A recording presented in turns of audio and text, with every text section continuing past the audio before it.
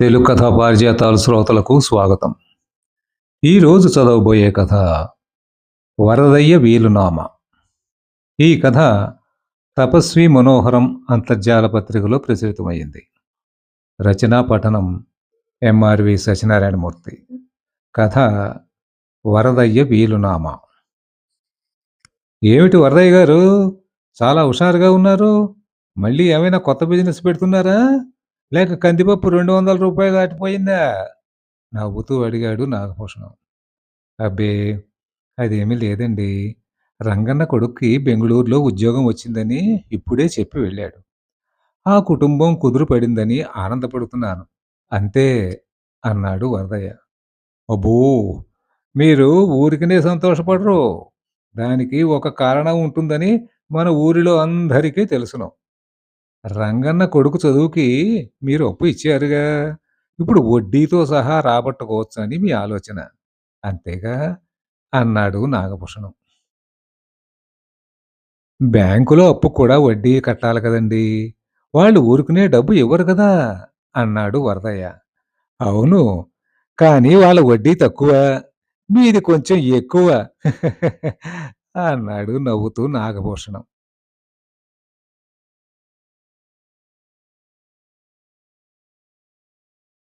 తర్వాత తనకు కావాల్సిన సరుకు లిస్టు వరదయ్యకిచ్చాడు. 10 నిమిషాల్లో సరుకులు పొట్లాలు కట్టి నాగభూషణం చేతి సంచిలో పెట్టాడు వరదయ్య. డబ్బులిచ్చేసి వెళ్ళిపోయాడు నాగభూషణం. కృష్ణాపురంలో వరదయ్యదే పెద్ద కిరాణా కొట్టు. సరుకులు కూడా చాలా బాగుంటాయి. అందుచేత జనం ఎక్కువ మంది అతని కొట్టుకే వస్తారు. కొట్టుతో పాటు వడ్డీ వ్యాపారం కూడా చేస్తాడు వరదయ్య.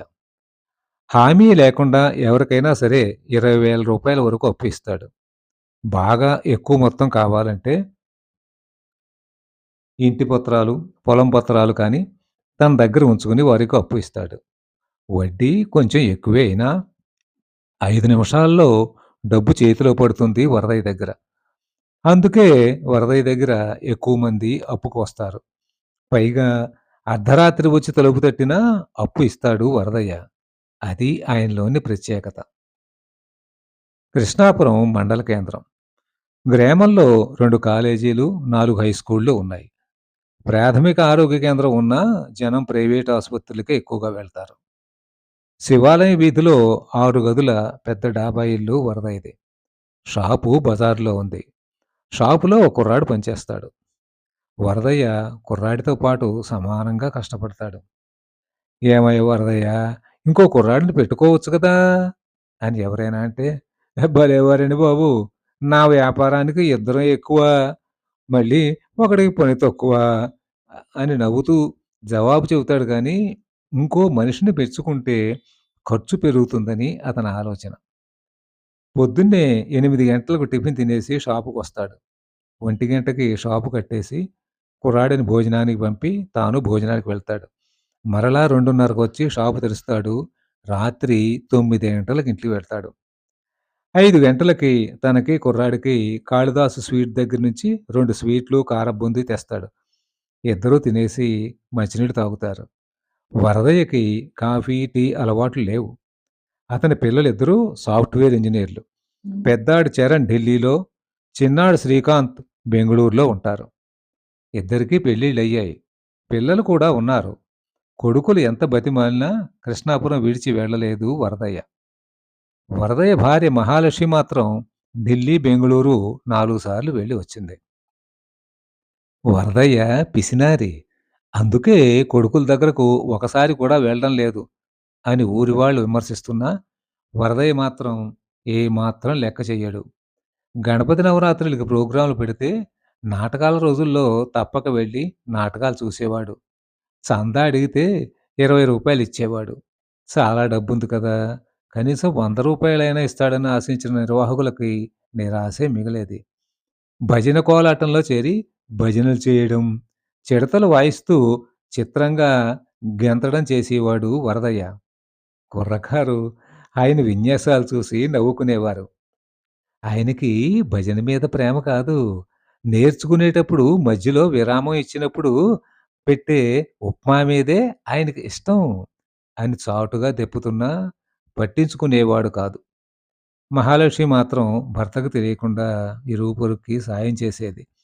చంటి పిల్లల తల్లులకు పాత బియ్యం, పాత చీరలు ఇచ్చేది.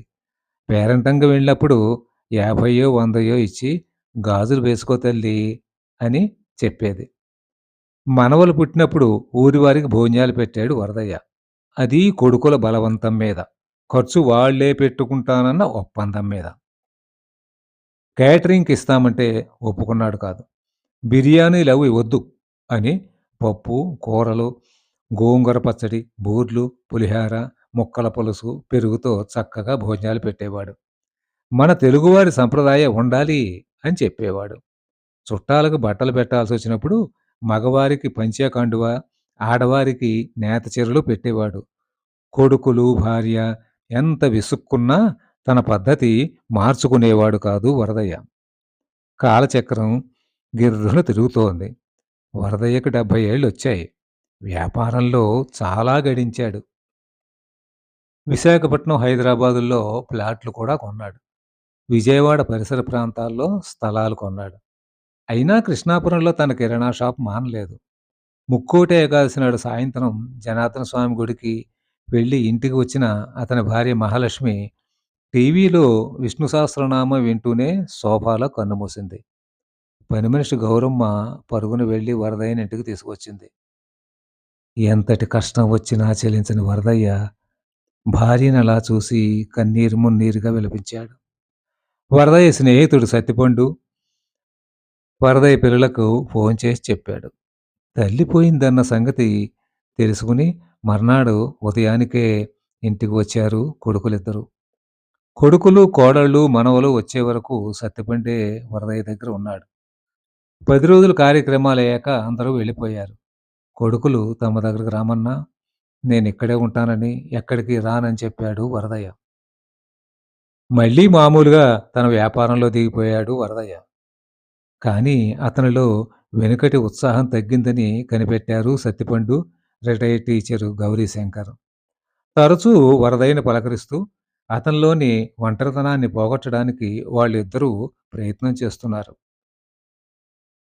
మహాలక్ష్మి చనిపోయి 4 సంవత్సరాలు గడిచాయి. ఈ మధ్యే వరదయ్య తన కిరాణా షాపుని తన కొట్టులో ఇంతకాలం నమ్మకంగా పనిచేస్తున్న కేశవ్‌కి ఇచ్చేశాడు. సత్తిపండు, గౌరీశంకరు వరదయ్యని ఈ సందర్భంగా అభినందించారు. "చాలా మంచి పని చేశావయ్యా" అని. కానీ ఊరంతా ఆశ్చర్యపోయారు అతనిలోని మార్పుకి. రోజు తనకి తోచిన సమయంలో కొట్టుకు వెళ్లి కాసేపు కూర్చుని వస్తున్నాడు. కార్తీక మాసంలో సోమవారం నాడు ఉపవాసం ఉన్నాడు వరదయ్య. సాయంకాలం శివాలయానికి వెళ్లి స్వామిని దర్శించుకుని ఇంటికి వచ్చాడు. గౌరమ్మ కూరలు తరుగుతోంది రాత్రి వంటకి. హాలులో పడకుర్చీలో కూర్చుని కాశీ విశ్వనాథుని పటం కేసి చూస్తూ ప్రాణం విడిచేశాడు వరదయ్య. వంటయ్యాక గౌరమ్మ అతన్ని భోజనానికి పిలిచింది. జవాబు రాకపోయేసరికి హాలులోకి వచ్చి నిద్రపోతున్నాడేమోనని మళ్ళొకసారి పిలిచింది. అప్పటికి లేవకపోతే ఆయన్ని తట్టి "లేవండి అయ్యగారు" అంది. వరదయ్య తల పక్కకి ఒరిగిపోయింది. అది శాశ్వత నిద్ర అని గ్రహించింది గౌరమ్మ. వెంటనే వరదయ్య ఫ్రెండు సత్తిపండుని తీసుకువచ్చింది. సత్తిపండు వరదయ్య నాడి చూసి పెదవి విరిచాడు. "అయ్యగారు మమ్మల్ని విడిచి శివయ్య దగ్గరికి వెళ్ళిపోయారా" అని గొల్లుమంది గౌరమ్మ. సత్తిపండు వరదయ్య కొడుకులిద్దరికీ ఫోన్లు చేసి తండ్రి చనిపోయిన సంగతి చెప్పాడు. సత్తిపండు, గౌరీశంకర్ మేస్టారు వరదయ్య పార్థివ దేహాన్ని ఫ్రీజర్ బాక్సులో ఉంచి కొడుకులు వచ్చే వరకు కాపలా కాశారు. మర్నాడు వచ్చారు కొడుకులు, కోడళ్ళు, మనవలు అందరూ. వరదయ్య దిన కార్యక్రమాలు కొడుకులు చాలా ఘనంగా చేశారు. ఊరందరికీ భోజనాలు పెట్టారు. అందరూ వెళ్ళిపోయాక తండ్రి ఎనపెట్టి తెరిచి చూస్తే కొద్దిగా డబ్బు, తల్లి నగలు ఉన్నాయి. "మీరు ప్లీడర్ గారిని కలవండి" అని చిన్న కాగితం కనపడింది అందులో. ప్లీడర్ రామశాస్త్రిని ఫోన్ చేసి పిలిచారు. తండ్రి స్నేహితులు కదా అని సత్తిపండుని, గౌరీశంకర్ మాస్టార్ని కూడా పిలిచారు. వరదయ్య రాసిన వీలునామా చదివాడు రామశాస్త్రి. "నేను నివసించిన ఇల్లు అమ్మకూడదు. నాది, నా భార్య తద్దినాలు నా కొడుకులు ఇక్కడే పెట్టాలి.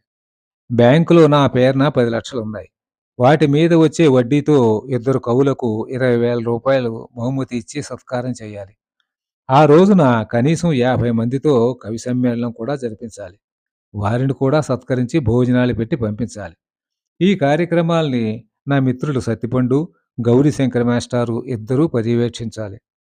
ఇంకో ముఖ్య విషయం, మీ అమ్మ నగలు అమ్మేసి బ్యాంకులో వేసి, ఆ డబ్బు మీద వచ్చే వడ్డీతో ఏటా ఇద్దరు పేదమ్మాయిల పెళ్ళిళ్ళకి మంగళసూత్రాలివ్వాలి. ఇవన్నీ మీరు సక్రమంగా జరిపిస్తేనే నా ఆస్తి మీకు సమానంగా చెందుతుంది. దీనికి మీరెవరూ ఇష్టపడకపోతే నా 10,00,00,000 విలువ చేసే నా ఆస్తి మొత్తం అనాథ శరణాలయానికి ఇవ్వాల్సిందిగా ప్లేడర్ గారిని కోరుతున్నాను. ఇట్లు వజ్రాల వరదయ్య. అది వినగానే "ఈ పిచ్చి పనులేమిటండి బాబు! ఎవరు చేస్తారు ఇవన్నీ?" విసుగ్గా అన్నాడు పెద్ద కొడుకు చరణ్. చిన్న కొడుకు శ్రీకాంత్ కూడా చిరాకు పడ్డాడు తండ్రి మీద. అప్పుడు సత్తిపండు చెప్పాడు, "మీ నాన్నది పిచ్చి పనని మీరనుకోవడం మీ అవివేకం. మీ నాన్నకి తెలుగు భాష అన్నా, తెలుగు సంస్కృతి అన్నా చాలా ఇష్టం. మిమ్మల్నిద్దరినీ స్కూలు మాస్టర్లుగా చూడాలని మీ నాన్న ఎన్నో కలలు కన్నాడు. కానీ మీరు ఇంజినీరింగ్ చదవడానికే మొగ్గు చూపారు. మీ మాట కాదనలేక మీకు ఇష్టమైన కోర్సులు చెప్పించాడు. ఈ విషయం గురించి నా దగ్గర చెప్పి చాలా సార్లు బాధపడ్డాడు. మన సంస్కృతి, సంప్రదాయాలకు అనుగుణంగానే ఇంట్లో జరిగే కార్యక్రమాలకి భోజనాలు, బట్టలు పెట్టడం చేసేవాడు. కానీ అది మీకు చాదస్తంగా, ఈ ఊళ్ళో వారికి పిసినారితనంగా కనిపించింది. మీ నాన్న అసలు సిసలు తెలుగు మనిషి. అటువంటి వ్యక్తి కడుపున పుట్టినందుకు మీరు గర్వపడాలి. ఆలోచించుకోండి. చూడండి, ఇదంతా మీ నాన్న స్వార్జితం. ఆయన చెప్పినట్టు చేయకపోతే మీకు రూపాయి కూడా రాదు. ఏవండీ ప్లేడర్ గారు, అవునా?" అన్నాడు సత్తిపండు. "అవును సార్, అంతే" అన్నారు ప్లేడరు రామశాస్త్రి. ఆ మాట వినగానే కొడుకులిద్దరూ లోపలికి వెళ్ళారు. శ్రీకాంతు అన్నగారికి నచ్చచెప్పాడు. "అన్నయ్య, సంవత్సరానికోసారి వచ్చి ఈ పనులు చేద్దాం. లేకపోతే 10,00,00,000 ఆస్తి మనకు దక్కదు" అని. తమ్ముడి సలహాకి అంగీకరించాడు పెద్దాడు. ఇద్దరూ హాల్లోకి వచ్చి, "మా నాన్న చెప్పినట్టే చేస్తామండి" అని అన్నారు. ప్లేడర్ గారు బాండ్ పేపర్ మీద వారి అంగీకారాన్ని రాసి, వారి చేత సంతకాలు చేయించి తన దగ్గర పెట్టుకున్నారు. 2 సంవత్సరాలు కవులకు సత్కారాలు, కవి సమ్మేళనాలు సత్తిపండు, గౌరీశంకర్ మాస్టర్ల ఆధ్వర్యంలో ఘనంగా జరిగాయి. అతిథులు అందరూ తండ్రిని పొగడుతూ, తెలుగు భాష మీద ఆయనకున్న అభిమానాన్ని కీర్తిస్తూ వెళ్తుంటే చరణ్, శ్రీకాంత్‌లకు ఆనందం కలిగింది. పేదింటి పిల్లలకు పెళ్లి కోసం మంగళసూత్రాలిస్తుంటే వాళ్ళు చరణ్, శ్రీకాంత్ కాళ్ళకు నమస్కరించి, "అంతటి మహానుభావుని కడుపున పుట్టిన మీరు అదృష్టవంతులండి బాబూ" అని వెళ్ళేవారు. ముందు యాంత్రికంగా చేసిన పనులు తర్వాత వారికి కూడా చాలా ఇష్టంగా మారాయి. సత్తిపండు సలహా మీద మరో ఇద్దరు కవులకు సత్కారం చేయడానికి, మరో ఇద్దరు పేదమ్మాయిలకు మంగళసూత్రాలు ఇవ్వడానికి చరణ్, శ్రీకాంత్ అంగీకరించారు. కృష్ణాపురంలో వరదయ్య పేరు మీద జరిగే తెలుగు పండుగ రాష్ట్ర వ్యాప్తంగా ఖ్యాతి పొందింది. కథ సమాప్తం. కథ మీకు నచ్చితే లైక్ చేయండి, షేర్ చేయండి, సబ్స్క్రైబ్ చేయండి. ధన్యవాదాలు.